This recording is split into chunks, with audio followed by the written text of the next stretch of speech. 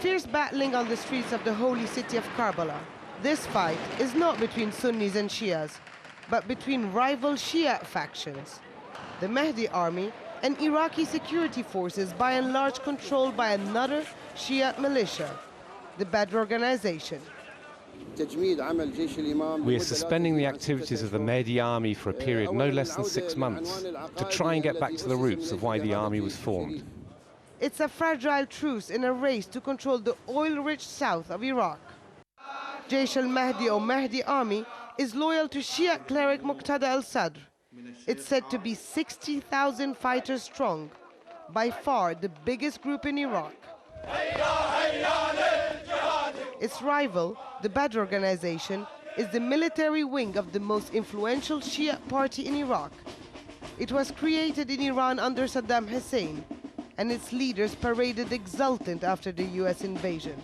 They took over Iraq's new security forces.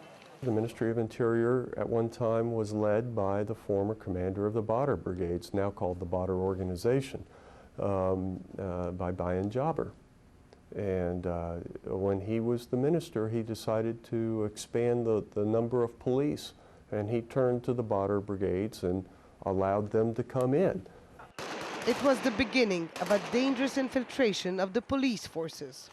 The Mahdi Army was formed in 2003 to fight against coalition forces and later the interim government of Iyad al-Lawi. At first they were brothers in arms with the Sunnis of Fallujah, both parties united in their battle against the occupation.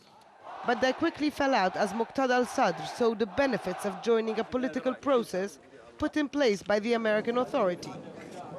The Mahdi Army militiamen gave up their old weapons for cash, but not the will to fight. February 2006, the holy Shia shrine in Samarra is bombed. The shattering of its golden dome sparked a near civil war that divides Iraq today. Within hours, the Mahdi Army went on a rampage, kidnapping, torturing and killing Sunnis, burning hundreds of their mosques. Prime Minister al-Maliki was at first reluctant to go after them because it was Muqtada al Sadr who put him into power.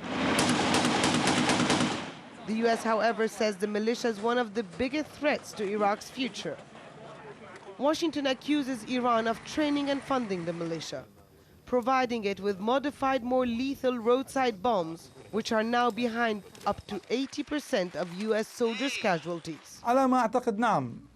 Parts of the Mahdi Army are still fighting the occupation, but another part is involved in the sectarian war and the inter-Shiite battle. The security forces are part of it. They allow it to happen. The security forces controlled by the Badr organization have been fighting alongside the Mahdi Army against Sunnis, but against it in the race to control the south of Iraq. And with the sectarian war raging, it would be impossible for Washington to convince anyone to drop arms.